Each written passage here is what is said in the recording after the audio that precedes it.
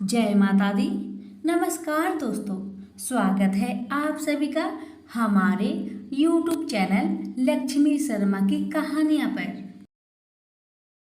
भक्तजनों, आज रविवार के दिन आप सभी श्रवण करेंगे रविवार व्रत की 5 कथा एक साथ। रविवार व्रत करने से और कथा का श्रवण करने से निरोगी काया की प्राप्ति होती है और हर मनोकामना पूर्ण होता है। प्रेम से बोलिए सूर्य नारायण की जय। तो आइए श्रवण करें कथा। इसी गांव में एक सास बहू रहा करती थी। सासू माँ का एक पुत्र था जो कि सूर्य का अवतार था। उसका नाम सूर्य बलि था। वह अधिकांश समय अंतर ध्यान ही रहता था। थोड़े ही समय के लिए वह घर में आता, फिर अंतर ध्यान हो जाता। जब कभी आता तो एक हीरा अपनी माँ व पत्नी को दे जाता था। इसी तरह वे अपना जीवन यापन कर रही थी। एक दिन माँ बेटे से बोली कि जितना तुम हमें खर्च करने के लिए देते हो उससे हमारा गुजारा नहीं होता है। तो पुत्र क्रोधित होकर कहने लगा, अपने भरण पोषण के सिवा तुम कुछ और कार्य में इसका उपयोग क्यों नहीं करती? अपने कर्तव्यों का तुम्हें ध्यान नहीं है, इसी कारण तुम्हें अभाव सताता है। तुम्हारी इसी आदत के कारण मैं घर में नहीं ठहरता हूँ। पुत्र की इस प्रकार धुतकारे जाने से माँ को बहुत दुख पहुँचा। अब दोनों सास बहू नियम से रविवार का व्रत करने लगी। 12 वर्ष बाद पत्नी ने सूर्य बलि से कहा कि अब हमारी रविवार व्रत का उद्यापन करा दो। सूर्य बलि के सामने अपनी इच्छा प्रकट करते ही घर में कंचन बरसने लगा। घर धन धान्य से पूर्ण हो गया। अब बहू ने सूर्य भगवान का पूजन किया। सूर्य देव ने दर्शन देकर वर मांगने के लिए कहा। बहू कहने लगी, मेरा पति मुझसे दूर दूर रहते हैं, मैं उनके संयोग का वरदान चाहती हूँ। रात को सूर्य बलि ने आकर माँ से कहा कि माँ, मैं आज घर पर ही सोऊंगा। बहू की प्रसन्नता का कोई ठिकाना ना रहा। सुंदर सेज पर सूर्य बलि आकर लेट गए तो सारे संसार में अंधकार छा गया। सब देवता भागे भागे बुढ़िया के पास आए तथा बुढ़िया से कहने लगे कि अपने पुत्र को जगाओ।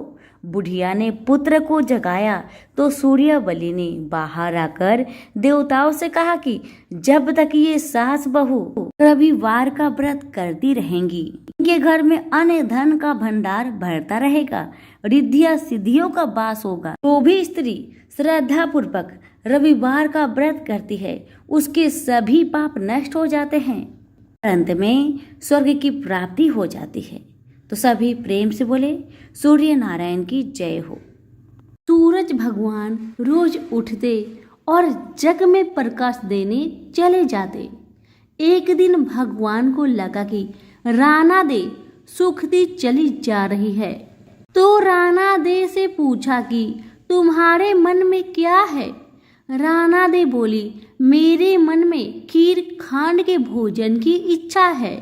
भगवान बोले, मांगा भी तो क्या मांगा, ये तो हम रोज ही खाते हैं। राणा दे बोली, भगवान आप खीर खांड के भोजन जिमते हो, मैं तो खट्टी रब जिमती हूँ। भगवान बोले, राणा दे तुम झूठ बोलती हो, एक जैसा भोजन मेरी माँ हमको देती है। राणा दे बोली, सुबह आप मेरी थाली ले लेना, मुझे अपनी थाली दे देना, फिर आपको सब पता लग जाएगा। दूसरे दिन जिमते समय भगवान ने पानी के गिलास को टक्कर देकर गिरा दिया। माताजी बोली, तुम मत उठो, मैं दूसरा गिलास भर देती हूँ। माताजी गई, इतने में भगवान ने थालियाँ बदल दी।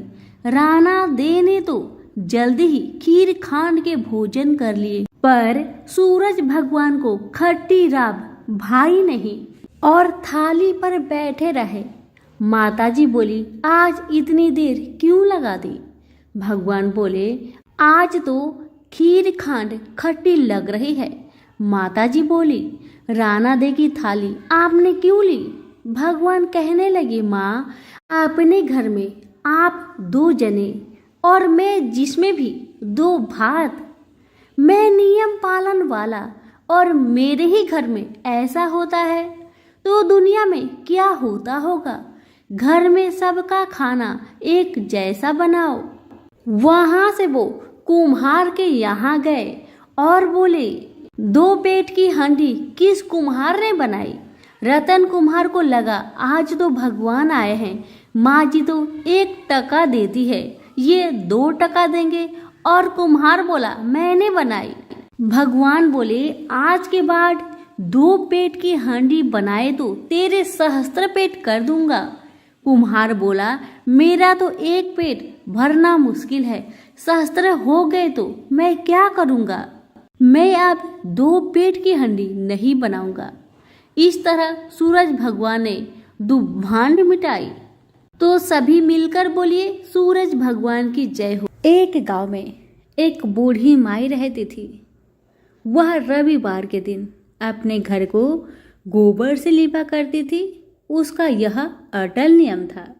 बुढ़िया माई रविवार के दिन भर निराहार व्रत रहकर शाम को अन्न निर्मित खाद्य तथा फल भगवान सूर्य देव को अर्पित करती तथा उस प्रसाद को सूर्य अस्त होने से पहले ही ग्रहण कर लेती। इसी नियम से प्रत्येक रविवार को पूजन करने के कारण थोड़े ही दिनों में बूढ़ी माई का घर धन धान्य से भरने लगा। उस बुढ़िया का आर्थिक दशा में प्रगति देखकर उसकी एक पड़ोसन उससे जलने लगी।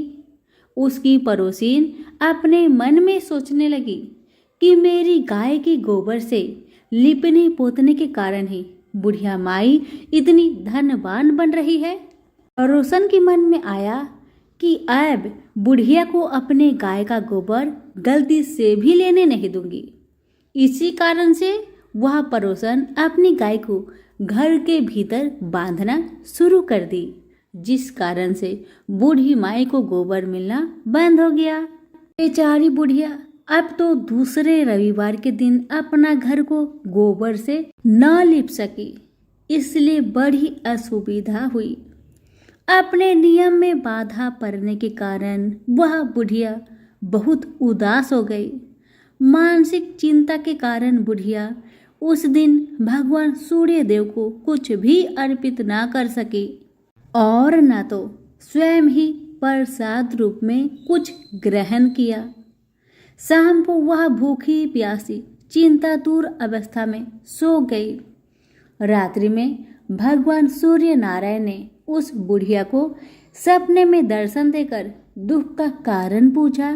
तब बूढ़ी माई ने दुखी होकर कहा कि आज गोबर न मिलने के कारण मैं नियम अनुसार आपका पूजन न कर सकी। मेरा नियम भंग हो गया है। इसी एक बात से अत्यंत दुखी हूँ। बुढ़िया की बातों से दरियाद्र होकर सूर्य भगवान ने कहा, मैं तुम्हें एक गाय देता हूँ जिससे तुम्हारी इच्छा पूर्ण होगी। मैं तुम्हारे व्रत पालन की निष्ठा से अत्यंत प्रसन्न होकर तुम्हें वरदान देना चाहता हूँ, अर्थात अब से सदैव तुम्हारा घर धन पुत्र आदि से संपन्न रहेगा। इतना कहकर भगवान वहीं अंतर्ध्यान हो गए। सुबह उठने पर बुढ़िया ने अपने आंगन में एक बछड़े वाली गाय को देखा। रात्रि में देखे हुए सपने की बात बूढ़ी माई को याद आने लगी। बुढ़िया ने गाय को घर से बाहर बांधकर उसके चारे की व्यवस्था की। बूढ़ी माई के दरवाजे पर बंधी हुई गाय को देखकर उसी ईर्ष्यालु पड़ोसन के आश्चर्य का ठिकाना ना रहा। उसी समय पड़ोसन क्या देखती है कि बूढ़ी माई के आंगन में जो गाय बंधी हुई है वह तभी गोबर करती है और वह गोबर सोने की होती है। इसे देखकर पड़ोसन की आंखें फटी की फटी रह गई। अब तो बूढ़ी माई के पड़ोसन ने उस सोने की गोबर के स्थान पर अपनी गाय का स्वाभाविक गोबर रखकर उसे उठा लिया, परंतु बूढ़ी माई को पड़ोसन की इस कपट चरण का भेद न जान सकी। बूढ़ी माई के इस अज्ञानता पर भगवान सूर्य देव ने विचार किया, मेरी गाय से इस बुढ़िया का उपकार नहीं हो रहा है। इसलिए भगवान ने अपनी माया से एक भयंकर तूफान उत्पन्न कर दिया, जिसके फलस्वरूप बड़े बड़े विशाल वृक्ष भी टूटकर भूमि पर गिरने लगे। इस विनाशकारी दृश्य को देखकर बूढ़ी माई ने अपने गाय को घर के भीतर बांध दिया। प्रातःकाल उस गाय से बूढ़ी माई को सोने की गोबर प्राप्त हुई। इसे देखकर बूढ़ी माई बहुत प्रसन्न हुई और वह उसकी सुरक्षा के लिए नित्य ही गाय को भीतर बांधती। बुढ़िया के सावधानी से अब उसकी पड़ोसन का कोई वश नहीं चलता था। एक दिन पड़ोसन ने बुढ़िया की गाय छीन लेने के उद्देश्य से एक चाल चली। उसने राजा के पास उपस्थित होकर राजा से निवेदन किया कि महाराज, मेरी पड़ोसिन बुढ़िया के पास एक अद्भुत गाय है जो सोने की गोबर देती है, अतः वह गाय यदि महाराज आपके पास रहे तो उससे जनता का लाभ हो सकता है।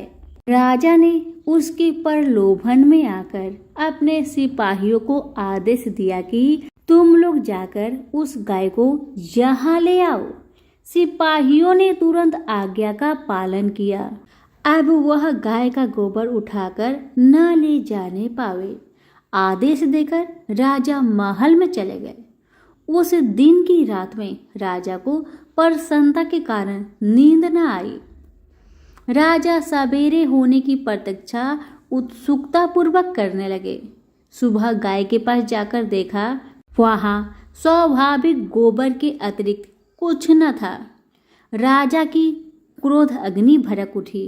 उन्होंने बूढ़ी माई को बुलवाया और राजा ने उस बुढ़िया से पूछा, क्या तुम्हारी गाय सोने का गोबर देती है? इस बात की सूचना पर मैंने तुम्हारी गाय मंगवाई थी, फिर क्या कारण है कि गाय वैसा गोबर न दे सकी?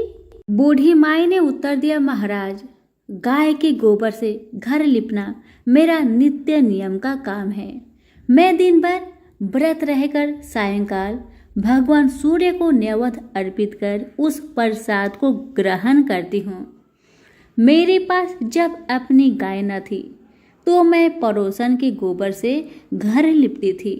देवयोग से गोबर के अभाव में एक दिन में अपने नियम का पालन न कर सकी।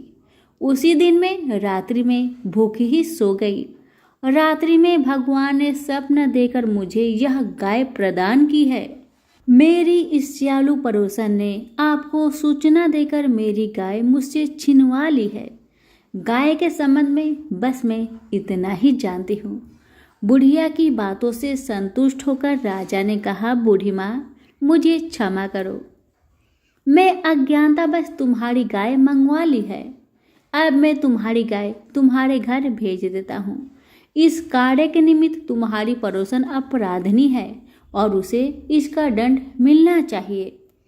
अपनी गाय वापस पाकर बुढ़िया प्रसन्न होकर अपने घर को चली गई। इसके बाद राजा ने उसकी अपराधीन पड़ोसन को बुलाकर उसे उचित दंड दिया।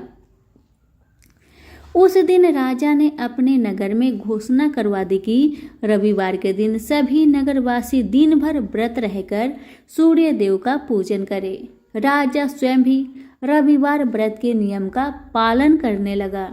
व्रत के प्रभाव से राजा दिग्विजय करता हुआ अपने राज्य का विस्तार करने लगा।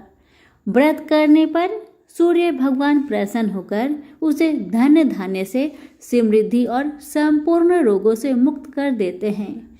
इस व्रत के प्रभाव से अंधे और कुष्ठी मनुष्य को विशेष लाभ होता है। हे सूर्य भगवान, जैसे आपने उस बूढ़ी माई पर अपनी कृपा बरसाई, वैसे ही आपकी कथा कहने वाले, हुक्कारे भरने वाले सभी पर अपनी कृपा बनाए रखे। तो प्रेम से बोलिए सूर्य नारायण की जय हो। एक ब्राह्मण था। वह सूरज भगवान का बहुत बड़ा भक्त था। नहाता धोआता कहानी कहता था, पर कुछ कमाता नहीं था। ब्राह्मण घर में रहता तो ब्राह्मण की पत्नी हमेशा ब्राह्मण को एक ही बात कहती कि कहीं बाहर जाओ, कुछ कमा कर लाओ। ब्राह्मण की बातें सुन ब्राह्मण बहुत परेशान हो जाता था और घर से बाहर कहीं ब्राह्मण जाता तो आस पड़ोस के लोग उसे निकम्मा कहकर अपमानित किया करते थे। सभी लोगों से परेशान होकर ब्राह्मण सूर्य भगवान का पूजन सामग्री लेकर जंगल में चला गया और वह जंगल में एक बहुत बड़ा सूखा पीपल का पेड़ था। उसी पेड़ के नीचे बैठकर सूरज भगवान का पूजन किया करता था और कथा कहता था। उसी पीपल के पेड़ के आसपास एक सूखा सा तालाब था। उसमें थोड़ा सा ही पानी था। उसी पानी से लोटा भरकर वह ब्राह्मण सूर्य नारायण को जल चढ़ाया करता था। पूजा का जल बहकर सूखे पीपल के वृक्ष से होकर सूखे तालाब में जाया करता था। जल के जाते ही सूखे पीपल हरा भरा हो गया और सूखी तालाब साफ पानी से भर गया। तालाब का पानी इतना साफ हो गया कि उसी जल में सूर्य नारायण दिखाई देने लगे और कहने लगे, ब्राह्मण वर मांग, तू क्या मांगना चाहता है? ब्राह्मण ने सुना तो घबरा गया। सोचने लगा कि पीपल में कोई भूत प्रेत तो नहीं रहता। जब भी ब्राह्मण सुबह सूर्य नारायण का पूजा करता तभी आवाज आता। ब्राह्मण इस आवाज को सुनकर बहुत चिंता में पड़ गया और चिंता के कारण उसका शरीर दुबला हो गया। ब्राह्मणी भी कभी कभार अपने पति ब्राह्मण से जंगल में मिलने आया करती थी। ब्राह्मणी ने जब ब्राह्मण को दुबला पतला होते हुए देखा तो उसने पूछा, ब्राह्मण देव, आप दिन ब दिन सूखते क्यों जा रहे हैं? इसका क्या कारण है? तब ब्राह्मण ने सारा कहानी बताया। तब ब्राह्मणी ने कहा कि आपकी पूजा के बाद ही आवाज आती है ना, मुझे तो ये लगता है कि सूरज भगवान स्वयं ही आते हैं। मुझे लगता है सूर्य नारायण आपके व्रत से प्रसन्न है। वह आपको वरदान देने के लिए आते हैं। इसलिए इस बार जब भी आपको आवाज आए तो आप घबराइएगा मत, कुछ भगवान से मांग लीजिएगा। ब्राह्मणी की बातें सुन ब्राह्मण बोला, मैं कैसे मांगू और क्या मांगू? मुझे मांगना तो आता ही नहीं। अगर ज्यादा कुछ मांगना हो तो कहीं कुछ भूल जाओ तो, इसलिए तुम ही कुछ ऐसा उपाय बताओ जिससे मैं एक ही बार में सारा कुछ मांग लूं। ब्राह्मण की बातें सुन ब्राह्मणी ने उत्तर दिया, ब्राह्मण देव, जब भी सूर्य भगवान आपसे वरदान मांगने को कहे तब आप इस प्रकार से कहना, 9 खांडे महल के अंदर सोने के पालने में पर पोते को दास दासियों द्वारा खिलाते अपने आंखों से देखो। इस प्रकार लंबी उम्र, महल, बेटे पोते, पर पोते और धन सब मिल जाएगा। क्योंकि जब धन होगा तभी तो सोने का पालना दास दासियां होंगे और आंखें घुटने ठीक होंगे, और तभी तो पर पोते को सोने के पालने में झूला झूला सकेंगे और देख सकेंगे। दूसरे दिन पूजा के बाद जैसे ही आवाज आया तो ब्राह्मण ने वैसा ही किया जैसे ब्राह्मणी ने समझाया था।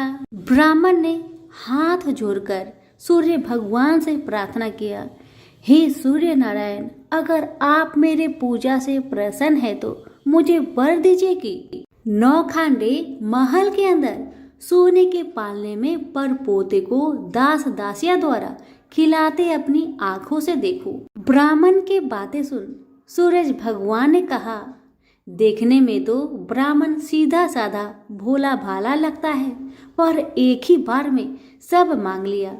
सूरज भगवान ने कहा, जा तेरी इच्छा पूरी हो, जो तुमने मांगा तुम्हें अवश्य मिलेगी।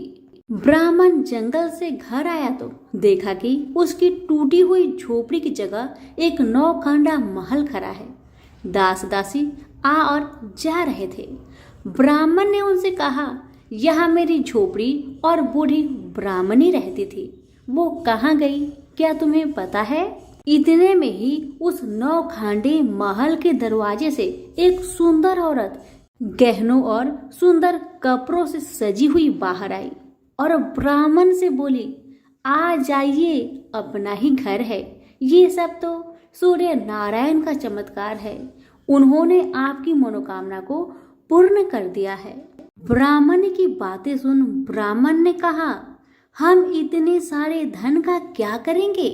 ब्राह्मणी ने कहा, क्या नहीं हो सकता है?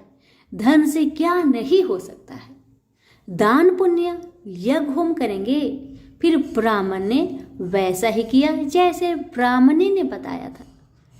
अब सब राजा की जगह ब्राह्मण का गुणगान करने लगे। राजा ने ये सब सुनकर ब्राह्मण को बुलवाया और पूछा, कल तक तो आपको खाना भी नहीं मिलता था, आज ऐसा चमत्कार, इतना सारा धन दौलत आपके पास कहाँ से आया? कहीं चोरी करी है या फिर डाका डाला है? ब्राह्मण ने कहा, ये सब तो सूर्य नारायण की कृपा है, और अपनी सारी कहानी राजा को बता दिया कि जंगल में ब्राह्मण के साथ क्या क्या हुआ और कैसे उसने सूर्य नारायण से वरदान मांगा। ब्राह्मण की बातें सुन राजा ने कहा, मेरे पुत्र नहीं है तो मुझे क्या करना चाहिए?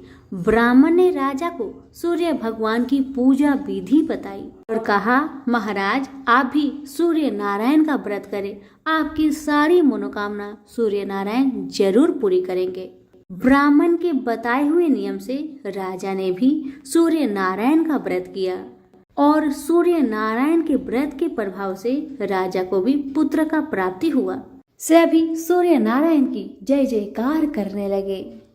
हे सूर्य भगवान, जैसे ब्राह्मण और राजा की मनोकामना को पूर्ण किया वैसे ही सबकी करना। कहानी कहने वाले की, कहानी सुनने वालों की, हुक्कारे भरने वालों की, सबकी मनोकामना को आप पूर्ण करना। प्रेम से बोलिए सूरज भगवान की जय हो।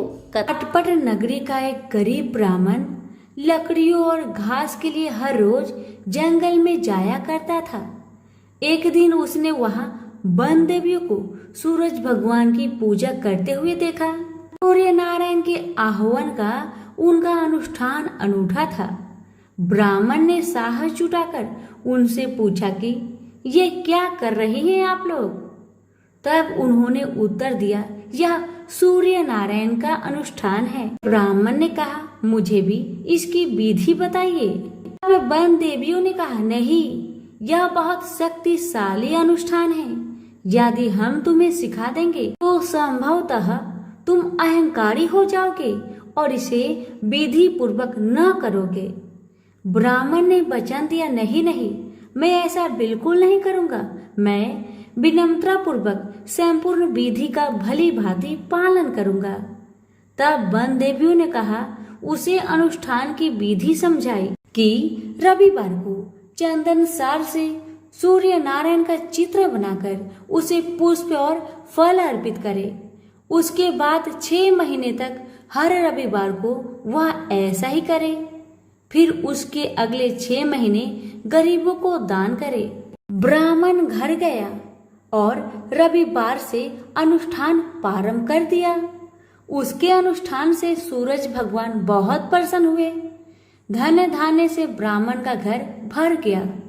उसे बहुत प्रसिद्धि प्राप्त हुई। एक दिन रानी ने उसे बुलवाया। राजमहल में जाते समय भय से उसकी टांगे कांप रही थी। रानी ने उसे बैठने को आसन दिया और सहृदयता से कहने लगी, डरने की कोई बात नहीं है। हमने आपको इसलिए बुलाया है कि हम चाहते हैं आप अपनी बेटियां हमें दे दे। ब्राह्मण सिसकते हुए कहा, मेरी बेटियां बहुत तंगी में बड़ी हुई है। राजवंश में उनके साथ चाकरों के समान आप व्यवहार करेंगे। रानी ने उसे आश्वस्त किया कि नहीं नहीं, ऐसी बात नहीं है, आप चिंता न करें, उनके साथ राजसी व्यवहार किया जाएगा। एक का राजा से विवाह होगा और दूसरी का मंत्री से होगा। ब्राह्मण ने खुशी खुशी रानी का प्रस्ताव स्वीकार कर लिया। शीघ्र ही विवाह हो गए और ब्राह्मण की बिटिया ससुराल चली गई। पूरे 12 बरस ब्राह्मण उनसे मिलने नहीं आया। वह अपने काम और काज में और अनुष्ठान में व्यस्त रहता था। अंततः 12 बरस बाद उसने बेटियों से मिलने की सोची। पहले वह बड़ी बेटी के पास गया। बड़ी बेटी राजा से ब्याही थी। बेटी ने पिता को रत्नजड़ित चौकी पर बिठाया, सुगंधित जल से उनके हाथ पैर धुलवाए और मिठाई परोसी। ब्राह्मण ने कहा, जलपान से पहले तुम मेरी कथा सुनोगी? पर बेटी ने कहा, नहीं बाबा, आज मुझे अवकाश नहीं। महाराज अखेट के लिए प्रस्थान करने वाले हैं, मुझे उनके खाने की व्यवस्था करनी होगी। ब्राह्मण को उसका व्यवहार बहुत अशिष्ट लगा। वह क्रोध होकर वहां से चल पड़ा। ब्राह्मण वहां से छोटी बेटी के पास गया जो कि मंत्री से ब्याही गई थी। बेटी पिता को देखकर बहुत प्रसन्न हुई। बेटी ने उसे नक्काशीदार चौकी पर बिठाया, सुगंधित जल से हाथ पांव धुलवाए और उनके खाने के लिए मिठाई लेकर आई।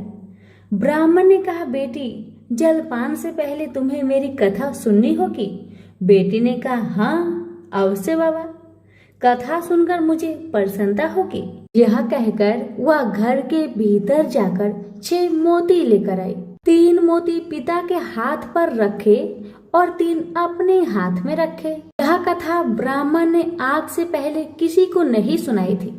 उसने बेटी को बताया कि कैसे वह वन देवियों से मिला और कैसे उन्होंने उसे सूर्य नारायण का अनुष्ठान पूजन विधि बताया। बेटी ने एक एक शब्द को बड़े ध्यान से सुना। फिर ब्राह्मण ने मुदित मन से जलपान ग्रहण किया और घर लौट आया। पंडिताइन ने बेटी की कुशल क्षेम पूछी।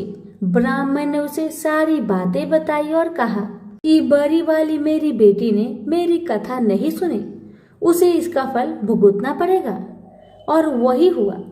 उसका पति सेना लेकर दूसरे राज्य पर आक्रमण करने गया था और वापस नहीं लौटा, पर दूसरी बेटी ने उसकी कथा सुनी थी, सो वह सुखी थी। उसकी समृद्धि दिनों दिन बढ़ती गई। दुर्भाग्य से बड़ी बेटी का पिंड नहीं छोड़ा। उसके लिए एक एक दिन काटना दूभर हो गया था।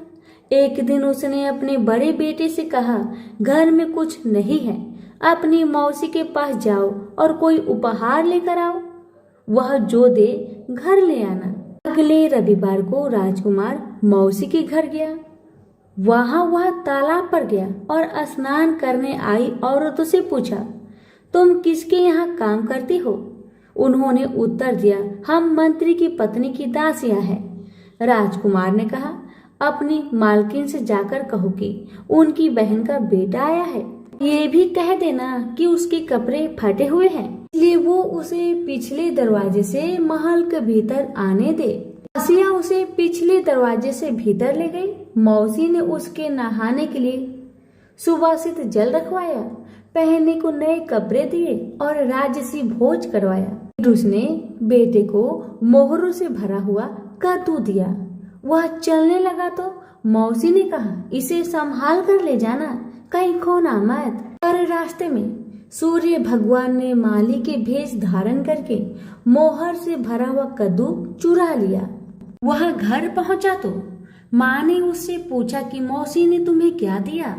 राजकुमार ने खाली हाथ दिखाते हुए कहा, जो भाग्य ने दिया वह कर्म ने छीन लिया। मौसी ने जो दिया वह रास्ते में खो गया।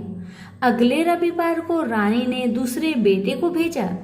वह भी शहर के तालाब पर गया और नहाने धोने आई औरतों से पूछा, तुम कहाँ काम करती हो? औरतों ने कहा, हम मंत्री की पत्नी की दासियां हैं। अपनी मालकिन से कहो कि उसकी बहन का बेटा आया है। और उसे भी पिछले दरवाजे से भीतर ले जाया गया। नहाने और नए कपड़े पहनने के बाद राजकुमार ने भोजन किया। वह चलने लगा तो मौसी ने उसे मोहर से भरी हुई खोखली छड़ी दी और बोली, इसे संभाल कर ले जाना, कहीं खोना मत।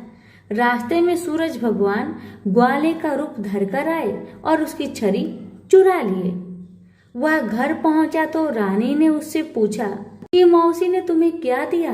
राजकुमार ने खाली हाथ दिखाकर कहा, जो भाग्य ने दिया वह कर्म ने छीन लिया। तीसरे रविवार को रानी ने तीसरे बेटे को भेजा। वह भी सीधे तालाब पर गया।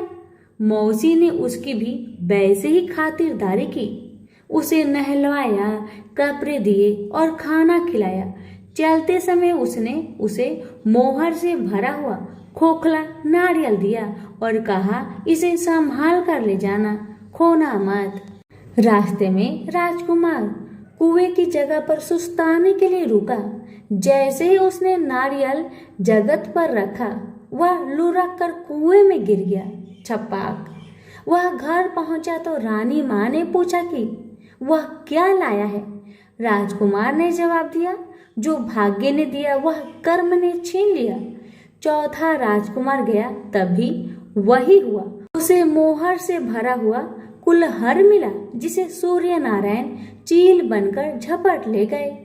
पांचवें रविवार को रानी खुद गई और जाकर तालाब पर खड़ी हो गई। छोटी बहन उसे खुद लेने के लिए आई और पिछले दरवाजे से घर में ले गई। नहलाने के बाद बताया कि उसकी विपत्ति का कारण यह है कि उसने बाबा की कथा सुनने से मना कर दिया था। फिर उसने दीदी को पूरी कथा सुनाई। रानी ने बहुत ध्यान से कथा सुनी और रविवार व्रत करने तक बहन के पास ही रही और दोनों बहनें बहुत ही श्रद्धा भक्ति के साथ सूरज भगवान की आराधना करती। रानी का अनुष्ठान पूरा भी नहीं हुआ था कि उसके दिन फिर गए। उसे समाचार मिला कि वर्षों की युद्ध के बाद उसके पति विजयी होकर अकूट धन लेकर साथ लौट रहे हैं। राजधानी लौटते हुए राजा अपनी साली और बहू से मिलने के लिए वहां रुका। जब उसने सुना कि उसकी रानी भी यही है, तो उसे लेने के लिए उसने पालकी और कुछ दासियां भेजी। नन्हे भांजे चिल्लाते हुए रानी के पास आए और कहने लगे, मौसी मौसी, तुम्हें लेने के लिए छत्र वाली पालकी आई है, साथ में हाथी, घोड़े और सैनिक भी है। सब देखने के लिए बाहर भागे। बरसों की विरह और व्यथा के उपरांत राजा और रानी ने एक दूसरे का हालचाल पूछा। बहनों ने एक दूसरे को मूल्यवान उपहार और रेशमी वस्त्र दिए। अगले दिन राजा और रानी ने अपने राजधानी के लिए प्रस्थान किया। पहले पड़ाव पर जब खाना बन गया तो रानी ने राजा के लिए और अपने लिए थाल परोसे। तभी उसे बहन से सुनी हुई कथा याद आई। उसने नौकरों को आदेश दिया कि वे पास के गांव में जाए और किसी निर्धन को लाए जो भूखा हो। गांव में उन्हें ऐसा कोई नहीं मिला, पर वापस आते समय उन्हें एक भूखा लकड़हारा मिल गया। वे उन्हीं को रानी के पास ले आए। रानी ने 6 मोती निकाले, 3 लकड़हारे को दिए और 3 अपने हाथ में रखे। फिर रानी ने उसे अपने पिता और वन देवियों की कथा सुनाई। लकड़हारे का रोम रोम कान बन गया। कथा सुनते ही उसके गड्ढर की सारी लकड़ियां सोने की हो गई। उसने शपथ ली कि वह पूर्ण विधि विधान से सूर्य नारायण का अनुष्ठान करेगा, बिल्कुल वैसे ही जैसे वन देवियों ने ब्राह्मण को सिखाया था।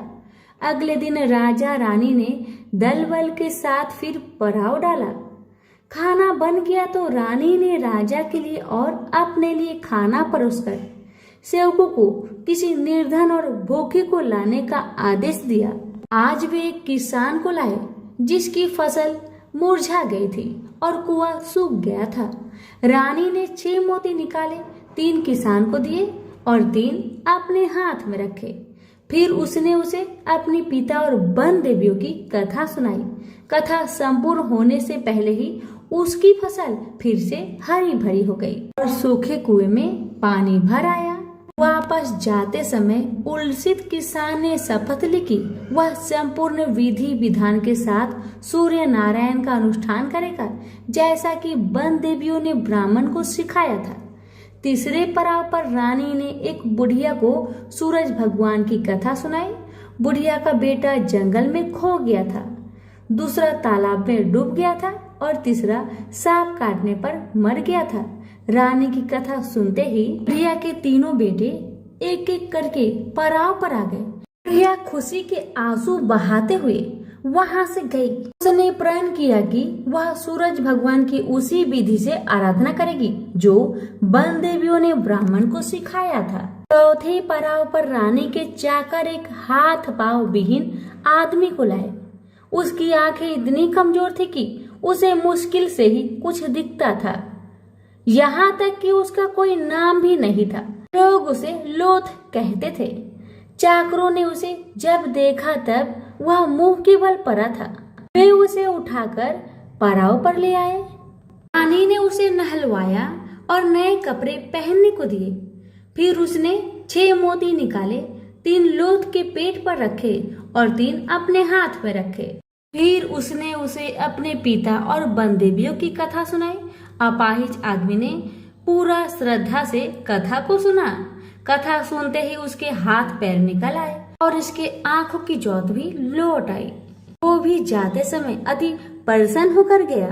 उसने शपथ लिया कि वह सूर्य नारायण की विधि पूर्वक आराधना करेगा, जैसे कि वन देवियों ने ब्राह्मण को बताया था। अगले दिन राजा और रानी अपनी राजधानी पहुंच गए।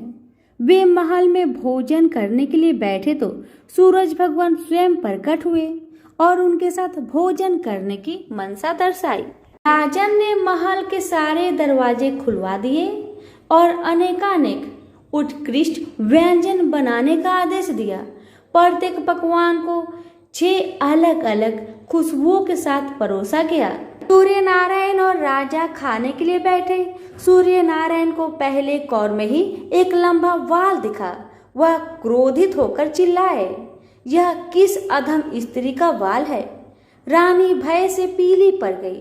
उसे याद आया कि अपनी विपत्ति के 12 वर्षों में वह उल्टे के नीचे बैठकर कंघी किया करती थी। संभवतः वह उसी का बाल है। वह सूरज भगवान के पैरों में गिर पड़ी, पर सूरज भगवान ने उसे माफ नहीं किया। अंततः रानी ने मोटी मोटी कंबल ओढ़ी, उल्टी में से एक एक लकड़ी निकाली और उस लकड़ी और बाल को शहर के बाहर ले जाकर अपने बाएं कंधे के ऊपर से फेंका। तब कहीं सूर्य नारायण का क्रोध शांत हुआ और उन्होंने भोजन ग्रहण किया। ब्राह्मण, राजा, रानी, उनके बच्चे, मंत्री की पत्नी, लकड़हारा, किसान, बुढ़िया और वह आदमी जिसे लोथ कहा जाता था, सभी को सूर्य नारायण की अनुकंपा से लंबी आयु मिली। जब तक वो जिए सुख से जिए। तो सभी प्रेम से बोलिए सूर्य नारायण की जय। कथा अच्छी लगे तो दूसरों को शेयर करना ना भूले। धन्यवाद।